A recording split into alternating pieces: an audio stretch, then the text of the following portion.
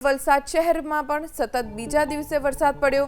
વલસાડ શહેરમાં સવારથી ધીમી ધારે વરસાદ વરસી રહ્યો છે।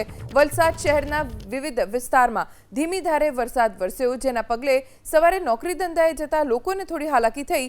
સતત 2 દિવસથી વરસાદના કારણે વાતાવરણમાં પણ ઠંડક પ્રસરી છે। ધીમી ધારે વરસતો વરસાદ ખેડૂતો માટે આશીર્વાદરૂપ છે। વરસાદના કારણે વાતાવરણમાં ઠંડક પ્રસરી છે, બફારો ઓછો થઈ ગયો છે। વલસાડમાં તો છેલ્લા કેટલાક દિવસથી વરસાદી માહોલ જોવા મળ્યો। સુરત શહેરમાં વહેલી સવારથી ધોધમાર વરસાદ ચાલુ છે। અઠવાના સર્કિટ હાઉસ વિસ્તારમાં પાણી ભરાઈ ગયા। અઠવા પાલે પોઈન્ટ યુનિવર્સિટી રોડ વિસ્તારમાં પણ વરસાદનું જોર વધુ જોવા મળ્યું। પાલ, ઉમરા, અડાજણ વિસ્તારમાં ઠેર ઠેર પાણીનો ભરાવ થઈ ગયો। અસહ્ય ઉકળાટ વચ્ચે વરસાદથી વાતાવરણમાં ઠંડક પ્રસરી ગઈ છે। લોકોને બફારા અને ઉકળાટથી રાહત મળી છે। વાતાવરણમાં ઠંડા પવન ફૂંકાવાનું શરૂ થઈ ગયું છે, તો બીજી તરફ સવારથી વરસાદ વરસવાના કારણે ક્યાંક કેટલીક જગ્યાએ મુશ્કેલી પણ પડી।